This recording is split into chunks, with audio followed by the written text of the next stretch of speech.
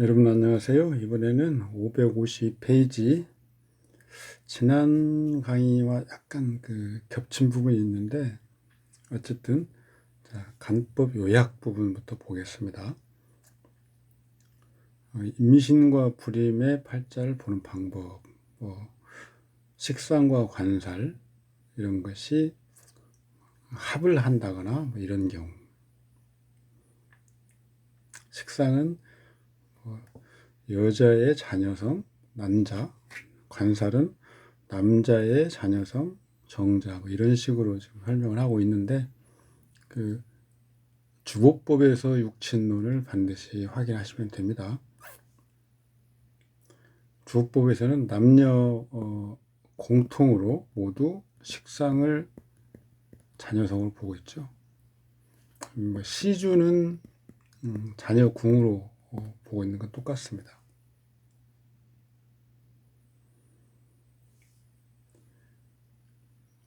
원국에서 식상과 관살이 합하는 여자라면 선천적으로 임신이 쉬운 명이다.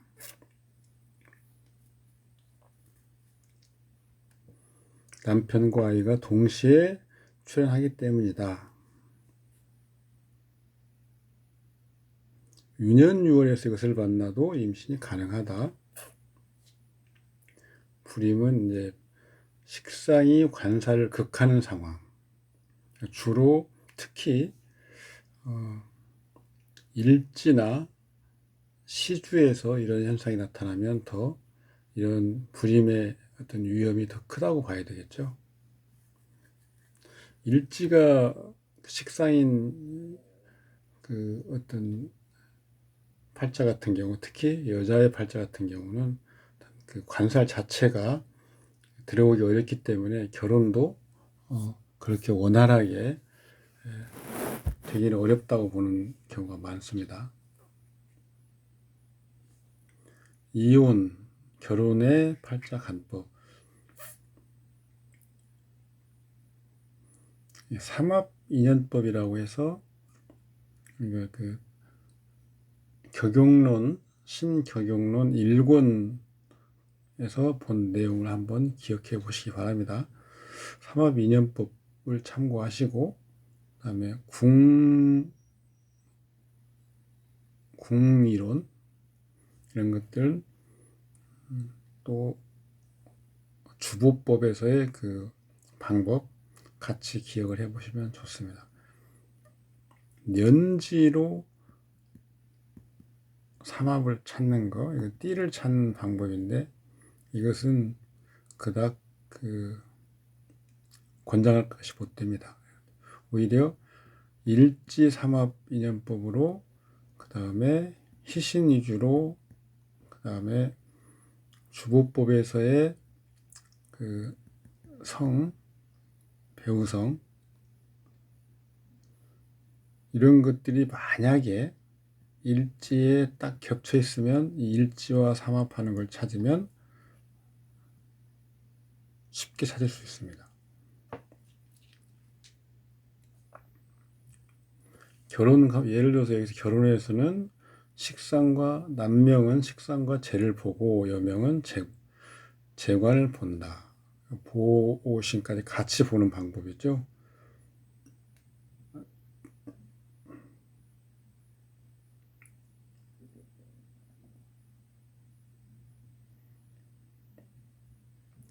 식신이 정관을 합하는 경우, 식상이 관살을 극하는 경우, 혼인, 이혼 이런 데서는 완전히 180도 다른 결과가 나타나는 걸 우리가 보는데 식신이 정관을 합한다면 양일간이겠죠. 양일간.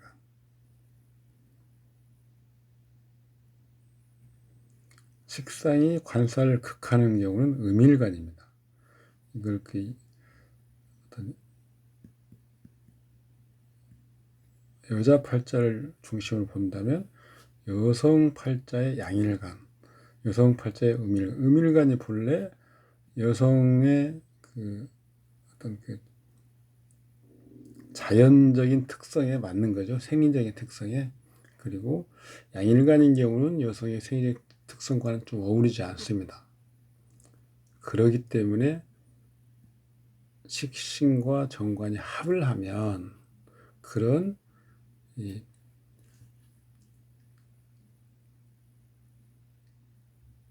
여성과 어울리지 않는 특성의 양일간이 음일간으로 성정을 바꿀 수 있는 그런 가능성이 있다고 보는 거죠.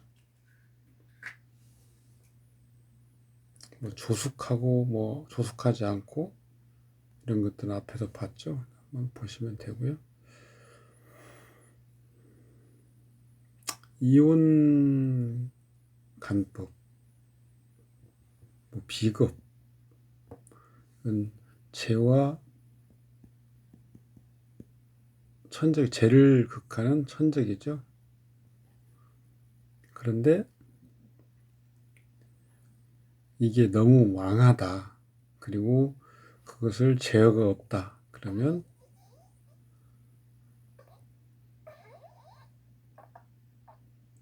뭐 군비쟁제 뭐 이런 얘기 들어보시죠.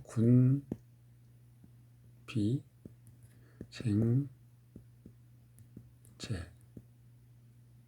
나와 같은 무리들이 많으면 죄를 놓고 다투기 때문에 한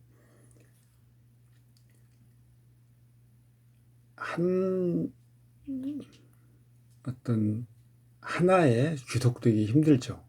그러니까 이 죄는 나의 것이 되기가 어려운 상황이겠죠. 그래서 이때는 이혼을 한다거나 혼인이 이루어지기 어렵다거나 그렇죠. 여자인 경우에는 식상이 상당히 왕하고 무죄인 경우, 식상은 관사를 극하는 건데 식상이 천방지축으로 날뛴다면 관살이 들어오지 못하겠죠. 독신주의다.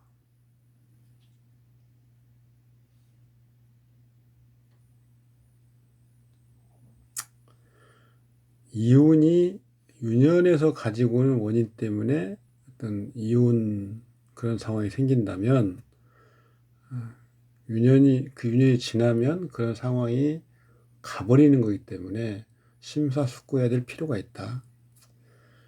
예전 우리 어떤 관념으로 보면 이혼은 무조건 불길한 거죠. 불길. 그런데 중간에 넘어오면서 이제는 꼭 불길하다고 볼 필요가 있는가 라고 하는 생각이 많아진 것도 사실입니다. 누구는 폭력적인 어떤 배우자를 만나서 고생하느니 이혼하는 게 차라리 낫다. 그런데 반드시 꼭 이혼이 흉하지 않는 것으로만 이야기하면서 이혼을 쉽게 받아들이는 그런 상담은 좀 지양해야 되지 않는가 이런 생각입니다. 충실한 사람과 간사한 사람을 구별하는 방법 이런 거 읽어보시면 되는데요. 이런 것을 우리가 공부할 때 주의해야 될 점이 있습니다. 이런 단편적인 어떤 그런 어떤 간법을 가지고 성급하게 일반화를 시켜버리면 안 된다 이거죠. 관인상생이면 무조건 성실한가? 사실 그렇지 않은 사람도 있겠죠. 그렇지만 충성하고 성실할 가능성이 굉장히 높은 것도 사실이죠. 물론 관인상생이 잘 형식을 갖추고 있는 경우, 깨지지 않고 형식을 잘 갖추고 있는 경우를 말하는 거죠.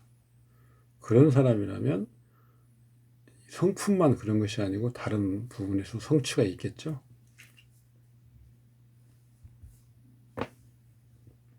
제가 써놨네. 단편적인 항목으로 일반은 절대 금물이다.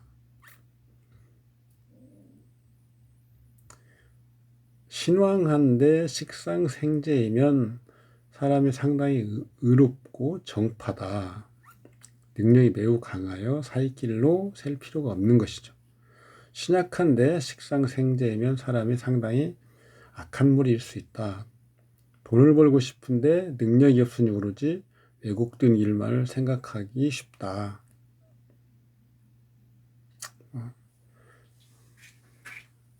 기억해 놓을 만한 이야기합니다. 자, 예제 53번 8절 한번 볼까요? 병신임진, 병호, 신명.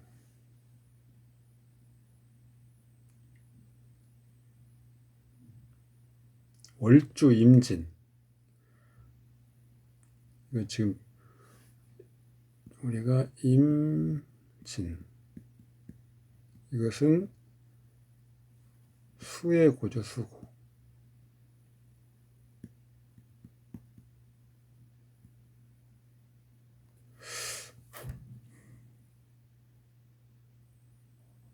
원래 개수는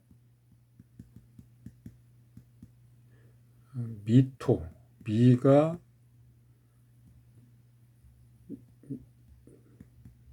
고역할을 합니다. 여기는 임수만 고역할을 한다고 보는데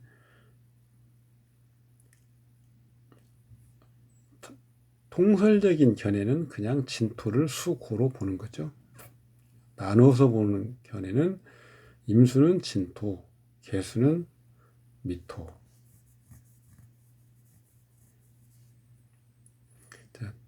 토성이 무거우면 지는 수고보다는 임수를 극하는 토성을 중심으로 작용을 할 수 있고, 수가 많다. 예를 들어서 그러면 임은 지는 수고다. 이렇게 보자. 이런 거죠. 그렇게 보면 개수도 마찬가지죠. 개수가 지지에 토성이 많으면 당연히 미토는 예를 들어서 개미라고 하면 본래 토국수 하는 거죠. 그리고 미토는 마른 토이기 때문에 당연히 개수를 극할 수밖에 없지만 주변에 해나 자나 신이나 이런 것들이 주로 있으면 미토는 개수의 고역할을 할 수도 있다. 이렇게 이해하시면 됩니다.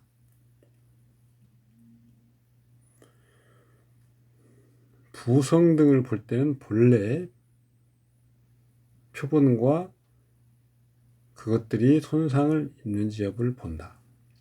그래서 표본이라고 하는 거죠. 표본, 태극점, 그다음에 보신 이런 것들 같이 합쳐서 말하는 겁니다. 신자진 지금 삼합을 논하지 않고 있죠. 호일명 선생은 자수가 오면 삼합이 되는데 호일명 선생 반합을 논하지 않고 반합. 그리고 그걸 암합으로 보면 암합. 그래서 인축, 묘신, 사유, 오해 이런 것들은 암합으로 보는 거죠. 암합은 암중으로 손상되는 걸 중심으로 봅니다. 지금 호일명 선생의 이론에 의하면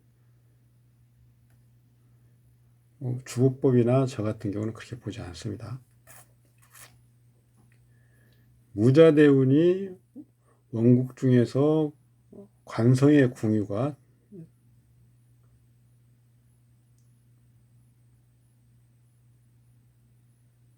충을 받는, 그러니까 일지죠. 일지가 충을 받는 것, 그리고 극상을 받는 표시. 이것에서 우리가 유년유월이 와서 관성의 본원을 상하게 하는 것을 다시 유추하게 할 수 있다. 세운을 사용할 때 대운이 먼저 간다. 항상 대운을 먼저 꼭 대운이 앞서서 간다는 것보다는 대운이 먼저 작용한다는 것을 염두에 두고 논해야 된다는 의미로 이해를 하시면 됩니다. 먼저 가서 내기와 작용을 발생한다. 이렇게 이해하시는 거죠.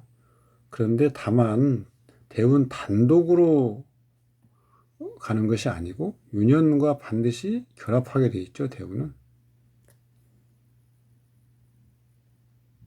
유년은 반드시 유월과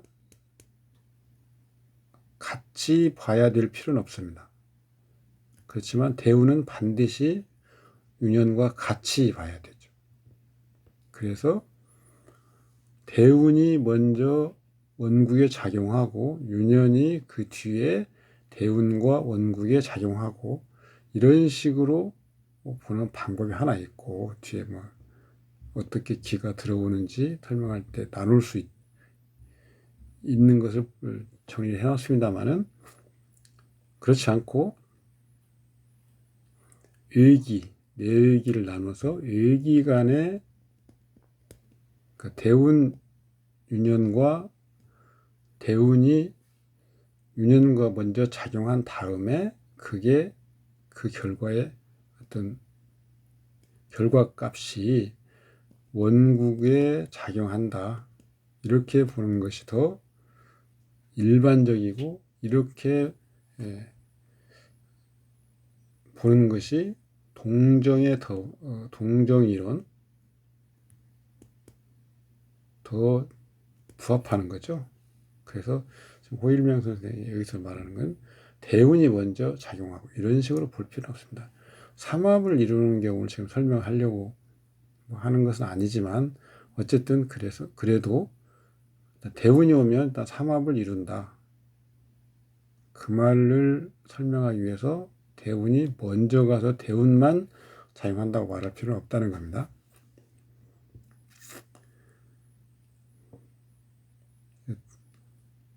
다른 시공점이죠. 그러니까 유년 6월 핍진법은 같은 유년이지만 그 유년이 작용하기도 하고 멈추기도 하고 하는 거기 때문에 그 멈추는 기간 동안에 대운이 6월과 같이 작용하는 그런 상황이 생기죠. 그래서 다른 시공점을 논하는 거죠. 여기 기의 겹침이나 휴지 이런 것. 일죄왕세를 논하지 않고도 논명한다. 배열로만 논할 수 있죠. 배열로만으로도 논할 수 있죠. 일기가 내기에 들어오는 방식. 아까 이제 잠깐 설명을 드렸지만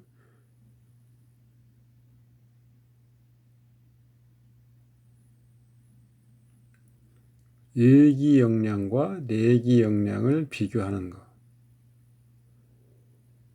순차적으로 일기가 대운이 먼저 들어오고 그 다음에 유년이 들어오는 것. 이런 것이 여기에 해당되죠.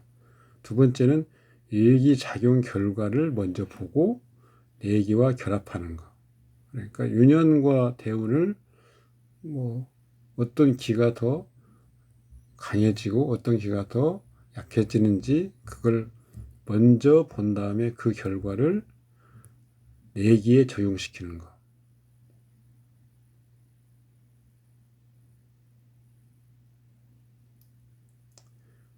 마지막으로는 내기가 반대로 일기에 작용하는 것. 이건 우리가 회극이니 뭐니 이런 걸 봤죠? 이런 경우. 그러니까 내기와 일기 간의 작용을 보는 방법은 이렇게 세 가지 점으로 나눌 수 있다. 이 명주를 통상의 간법으로 보면 임수 편관이 수고에 좌하고 또한 임수의 장생 신금이 생하니까 부성이 건장하여 남편에게 문제는 없어 보일 것이다. 하지만 오 선생은 임진은 진이 수고에 저한 것보다는 진토가 임수를 극한 것으로 보아야 한다고 한다. 신은 비록 임수를 생할 수 있지만 배열이 부당하다. 그것은 오로지 토기를 설할 뿐이며 그로 인해서 토국수의 역량을 약간 감약은 할 수 있지만 수고라고 하기까지는 좀 곤란하다 이렇게 이야기하고 있는 거죠. 만약 신과 진의 위치가 조정되면 진토가 신금을 생하고 신금은 임수를 생할 것이다. 따라서 이러한 두 개의 격국은 동일선상에 도나지 못한다. 이렇게 지금 훈명 선생은 진토는 수고가 아니고 토성을 그대로 가지고 있으면서 임수를 극한다. 이렇게 설명을 하고 있는 거죠.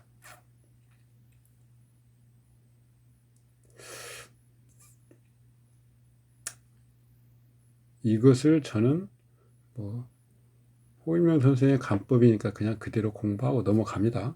저는 그렇게 보지 않습니다. 예.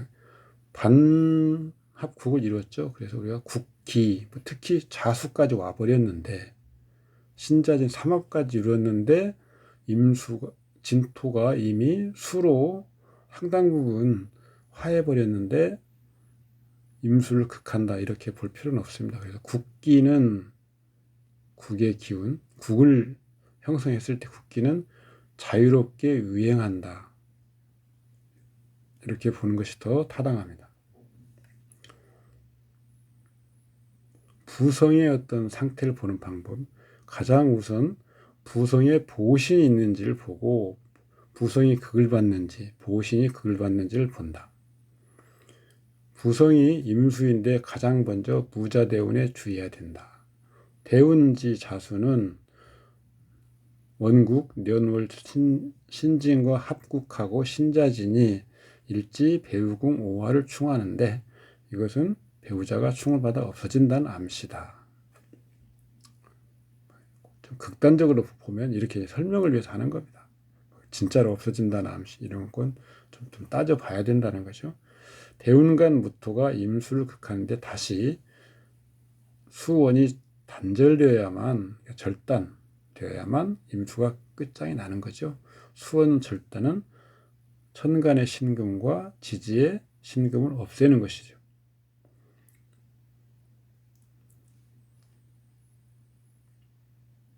따라서 무토대운의 5년 중에 가장 먼저 유의하는 것은 기사년이다. 그의 기사월은 또 화가 오는데 사화, 원국 중에 년지 신금을 합거. 그래서 사신합여하고 사의 천간은 기토, 신의 천간은 병화이니까 즉 합이 불화다.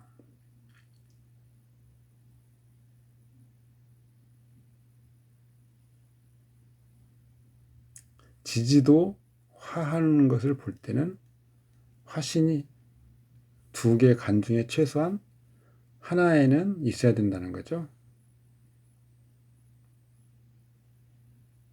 따라서 합이 불화이기 때문에 화극금으로 작용한다. 생각해 볼 것은 그러면 무자대운, 무토운의 무진년, 무토가 중첩에서 오는데 왜 무진년은 우선 고려를 하지 않을까?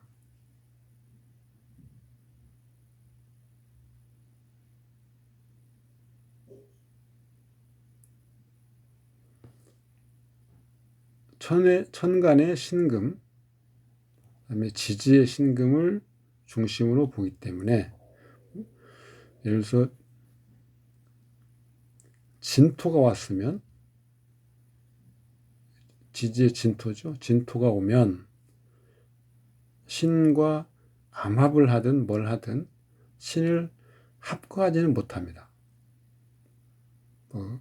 호일명수의 이론대로 하더라도 암합은 손상을 위주로 보긴 하지만 이 경우에는 원국에 있는 진이 또 윤회에서 왔기 때문에 신금을 손상시키는 정도는 못 되겠죠.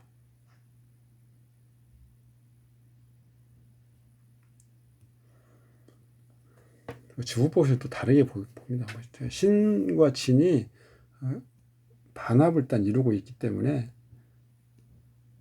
다만 월에서 진토는, 월의 토는 합을 해도 토성을 구비하고 있다. 완전히 없어지는 않는다. 이렇게 보는 것입니다. 9월 갑술월 진술 충, 진중의 개수도 이제 없어진다. 임수를 구할 것은 오로지 천간에는 신금밖에 없다. 그런데 12월 정축월 정화가 출간해서 원국에서 겨우 숨을 쉬던 천간의 신금을 극거한다. 신금이 묘목에 좌하기 때문에 이때 임수 분신이 극을 때 그 보신 신금은 자기 자신도 유지가 어려우니 명주의 남편은 기사년 정축월 이모일에 사망한다. 신자, 진, 삼합을 이루고 있으면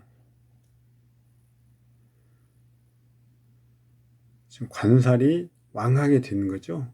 그런데 다 천간에서는 또 토가 와서 그 수를 지금 극하고 있는 형국입니다. 그래서 화토와 금수 간에 어떤 대립이 있는 상이죠. 그러면 갑술월, 목과 토, 정축월, 화와 토, 단순히 봐도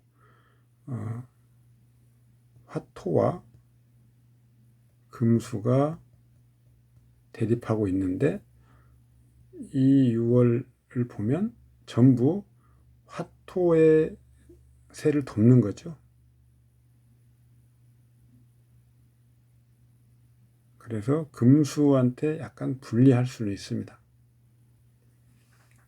지금 대운에서 자수가 와가지고 삼합을 짜긴 하지만 천간 무토가 그걸 극하고 있어서 그 삼합 수국이 도리어 그 지금 왕한 세를 지금 발휘하지 못하고 있는 상태죠.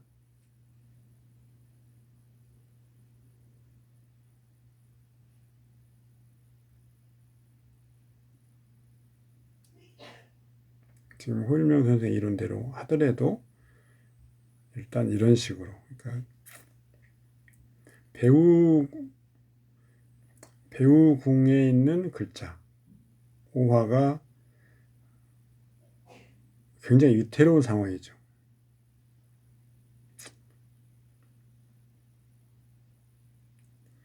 정축월이면 이 오화를 돕는 기사년의 그 사화, 그 다음에 기토, 이것은 정축월이면 다 멈춰 있는 상태입니다.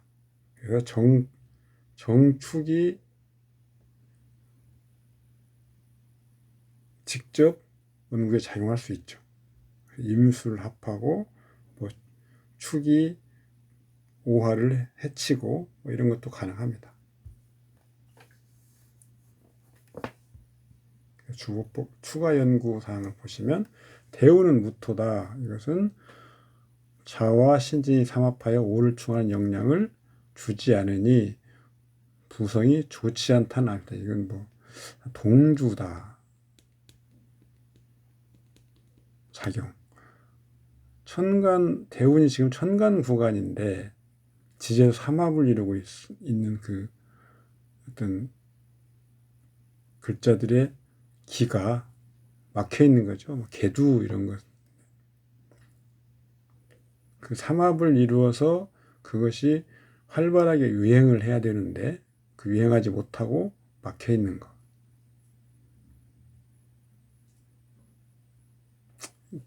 천간 대운 간의 영향이 지지에 내려오지 못한다.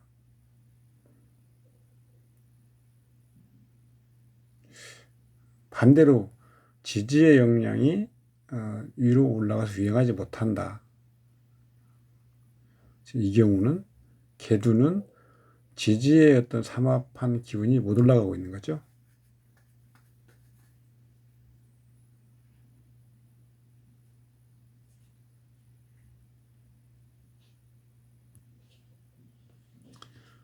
표본을 같이 고려한다. 임수 살성에 보신은 있죠. 천간에 신금이 있고 지지에 신금이 있으며 진주에 개수 그리고 묘목이 있다. 본신이 극상을 입을 경우에 그것에 보신을 재론할 필요는 없다. 그러니까 본신이 손상 입으면 그대로 손상을 당하는 것이고요. 보신이 손상을 당하면 본신이 손상을 당하는지를 같이 보아서 최종적으로 그걸 결론을 내려야 된다 이 말입니다. 본살의 가장 큰 문제는 어떻게 해서 같은 1년에 지지의 신금이 극을 받은 후에 부활하지 못했는가.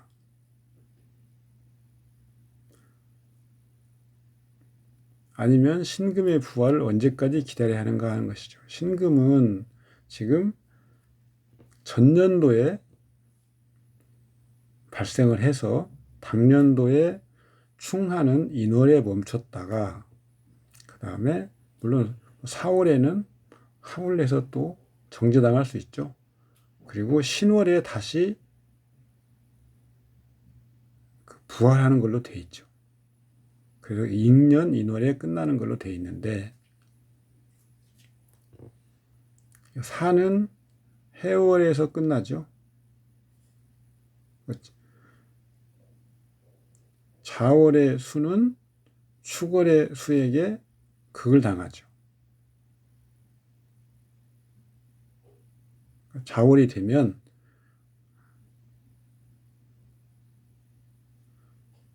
이제 수가 살아나는데 축월이 되니까 그것도 마저 극이 돼서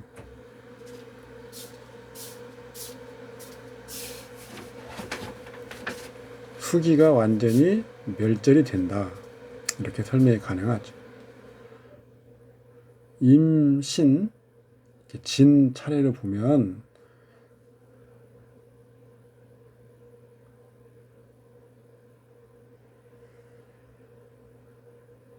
보신 역할을 이제 보는 거죠. 이 신월에 음기가 되고 그래서 사에 손상을 입게 되는 거죠. 신월이 되면. 그래서 아까 신월에 부활을 하긴 하지만 기사년이기 때문에 부활한 것도 손상을 받는다.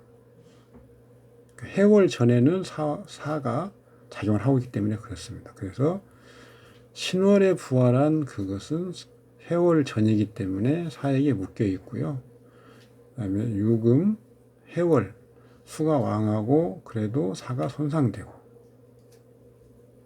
자월은 수국을 이루긴 하지만 축월에 묶이고 그래서 결국 축월에 가서 최종적으로 분명하게 또 정축월이기 때문에 정화가 임을 합하고 축은 대운의 자수를 합하고 해서 상하로 완전히 묶어버리는 이때의 수의 관살성, 배우성이 묶여버리는 그런 현상을 분명히 드러낸다.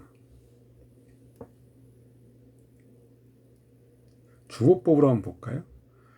격신이 임수,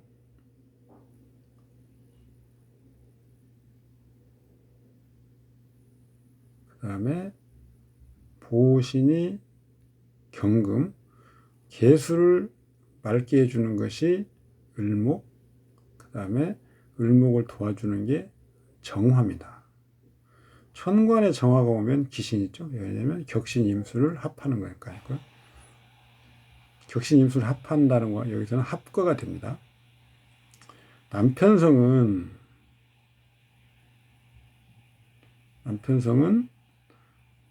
관살성 중에 희신, 임수 그리고 무토가 있기 때문에 경금을 같이 봅니다.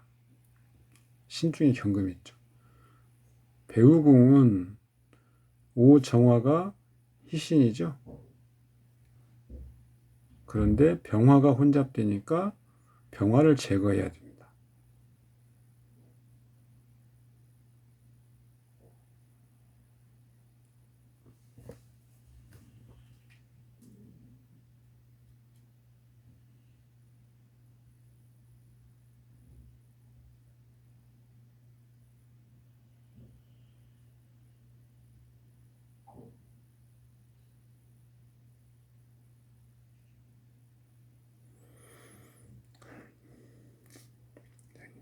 기토는 모골에 끝나죠. 정은 기토를 그때 그래서 이제 정축월이면 기토를 건너서 신을 극하는 것이 가능합니다. 병은 신을 합하는데 임수의 극을 있긴 하죠. 원국의 신은 삼합으로서 술을 못해도 이미 금성을 상실했다. 사화가 해월에 끝나도 복원이 불가능하다. 이렇게 봐도 됩니다. 그래서 무자운 기사년 정축월에 임수와 경금이 이미 사라졌고, 그 다음에 배우궁 오정화가 제 기능을 못한다. 아니면 혼잡하다. 제거하지 못하고 있다. 그러면 배우자가 이 세상에 없는 것이죠.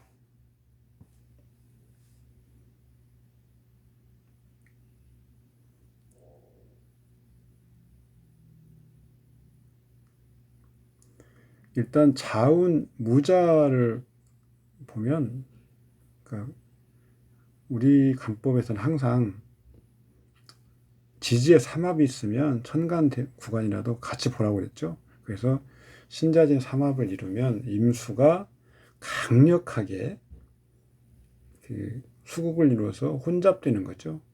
어떤 육친법에서 우리가 볼 때 육친법에서는 혼잡이 가장 위험한 거죠. 혼잡을 제거하지 못하면 그 해당 육친에 생사의 문제가 걸려있다 이렇게 봤죠. 그런데 대운이 무토입니다. 도리어 계수를 없애지 못하고 임수를 없애고 있습니다. 물론 진가가 혼잡돼서 다투고 있으면 둘 중에 하나를 없애면 그 육친성의 생명은 크게 위협이 되지 않을 수 있습니다. 따라서 무토가 그것을 임수를 제거해주고 개수를 남긴다고 하더라도 배우자의 생명까지 논할 상황은 아닌데 기사년이 돼버리면 개수까지도 없애려고 덤비는 거죠. 그리고 거기에다가 정축월까지 되면 더더군다나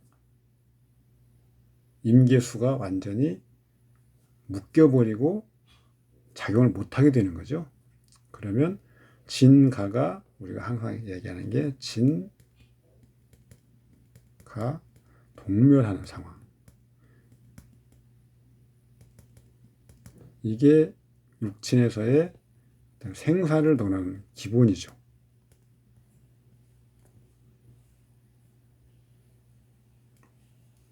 그래서 이 대운, 이 기사년 정축월은 배우 성궁이 빠져나갈 곳이 없이 완전히 작용을 하지 못하게 됐다. 이렇게 봅니다.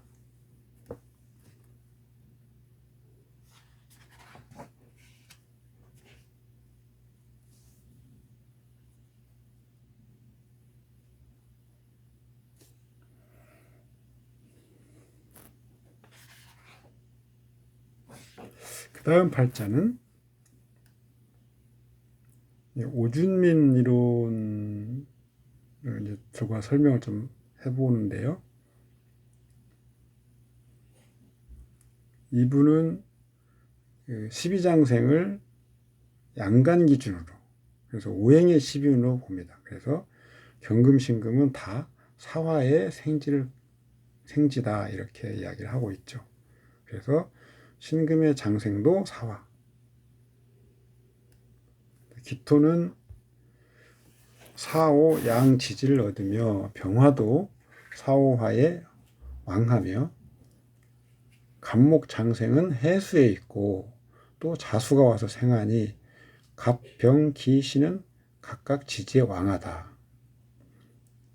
천간 갑목은 병화를 생하고 병화는 기토를 생하며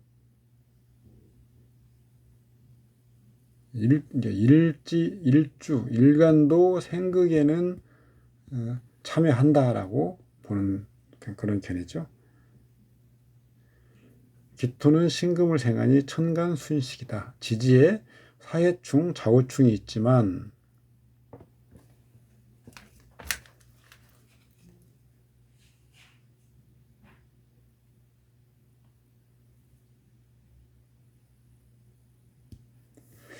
상관이 왕하여 기는 재성에 모이니 금전이 있어야 된다. 본래는 그렇게 보는 거죠. 그런데 이것은 이제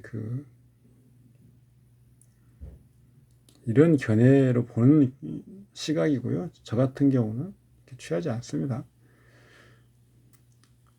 금 재성도 약하고 일간도 약합니다. 그러니까 이렇게 정상적인 상태로 이렇게 보는 것은 좀 무리가 있겠죠. 그런데 실상은 이 사람은 돈도 있지 않고 갑이 눈에는 부인도 지키지 못한다. 어떻게 된 일이냐 이렇게 보는 거죠. 지금 그래서 갑목이 기토를 합하여 평상시에는 기토가 합을 받아서 소위 재원이 많지 않다. 그러니까 기토는 금을 생하는 거기 때문에 재원으로 보는 거죠. 만약 처의 사망을 본다면 재가 깨질 때다. 대운 갑오에 여기 오타가 있네요.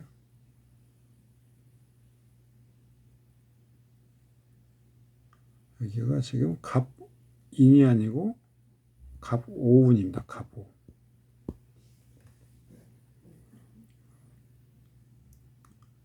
배우궁 자수를 충하니까 이것도 처에 불리한 암시다.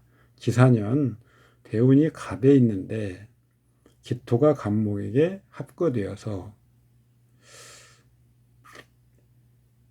더더욱 기토가 신금을 생하기 불가한데 10월 의례월 을목이 기토를 극하여 없애는데 원래 기토는 갑목의 합을 받아도 여전히 토의 본질을 잃지 않고 있지만 이때 을목이 한번 다시 와서 극해버리니까 기토는 이제 없어져 버리는 것과 다름없죠. 이때 신금은 고립무원이 되며 정화가 오기만 하면 신금은 망한다. 그래서 정화가 오는 정축월에 사망했다. 이렇게 지금 설명을 하고 있죠.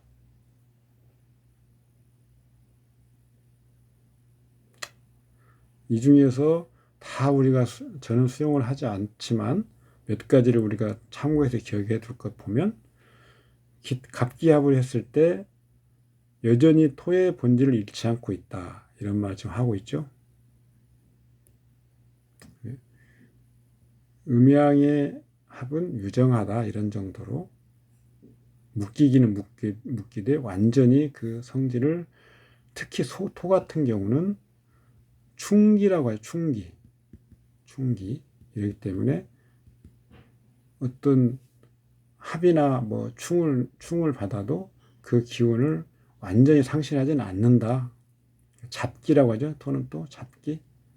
그래서 이 잡기란 말이 여러 가지 기운이 같이 있기 때문에 그런 특성 때문에 충이나 합이나 이런 걸 받아도 완전히 그 토의 성질이 사라지는 않는다. 이렇게 보는 겁니다.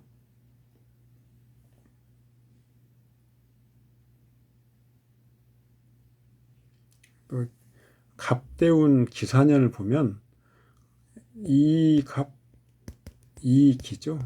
이런 경우는 두 개가 다 작용이 묶인다. 이렇게 보는 것이 더 합리적입니다. 그래서 두 가지 특성을 다 잃는다. 득실을 논할 때 우리가 뭘 잃어버린다 하면 항상 좋은 점을 잃어버린다고 하는 것이겠죠.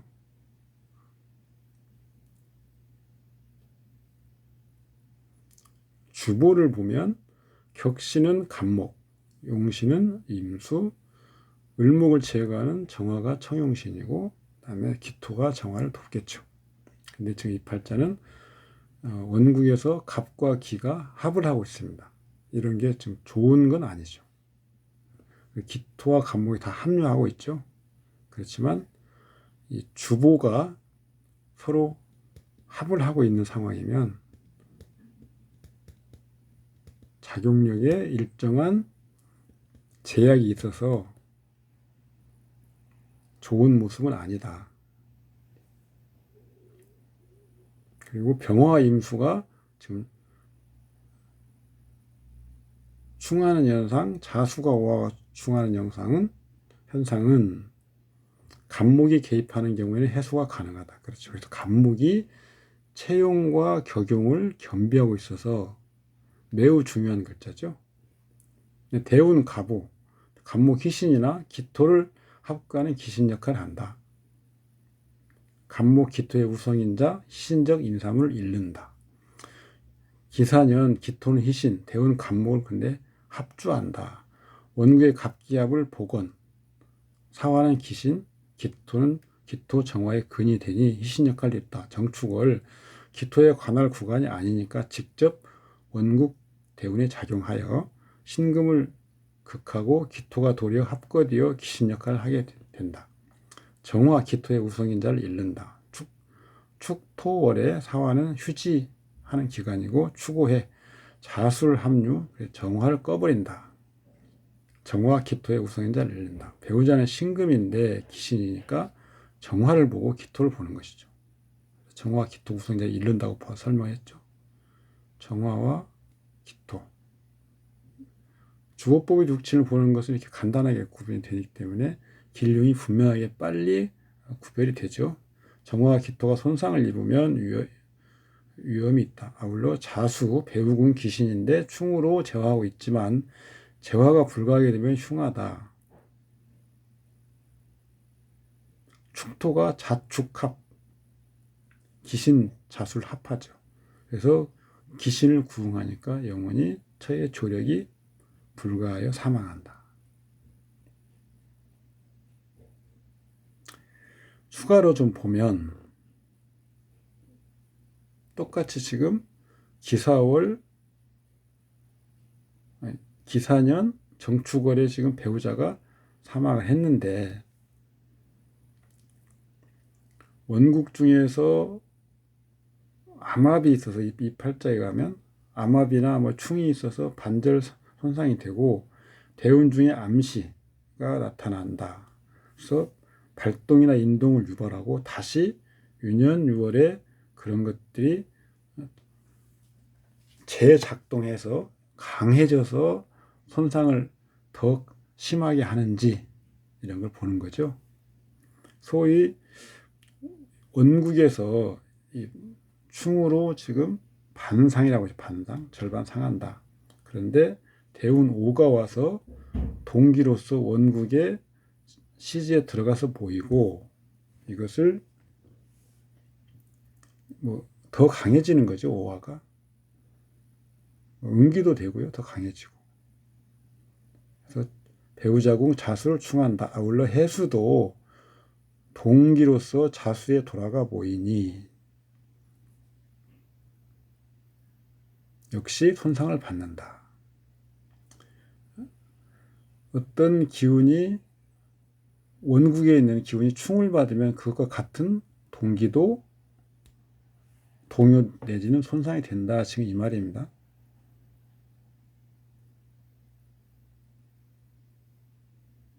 대운이 갑에 있고 유년 기사인데 기토는 간목에 합거되고 기토는 다시 신금을 생하지 못한다는 것은 단순히 외기에서만 논한 거죠. 외기인 기토가 손상을 입으니 그것은 원국에 기토가 손상을 입는 것도 논한다. 이것은 또 동기 감흥이죠.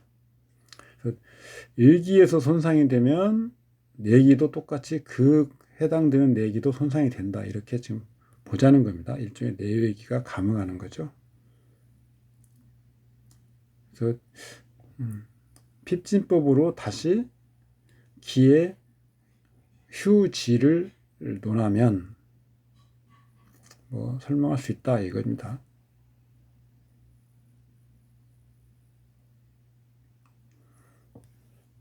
원국에서 있는 글자가 대운 유년 6월에서 오면 내외가 감흥한다 이렇게. 그러니까 음기라고 하는 게 이런 말이죠. 그러니까 갑도 원국에 있고 그다음에 기도 원국에 있죠. 오도 원국에 있습니다. 사도 원국에 있죠.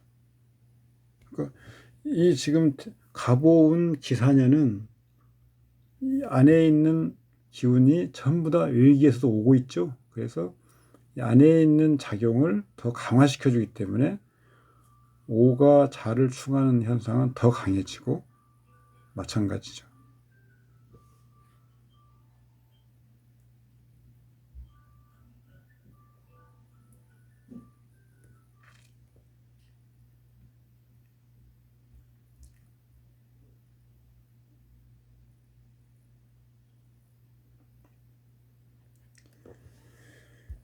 오늘은 오늘 여기까지 하겠습니다. 수고하셨습니다. 감사합니다.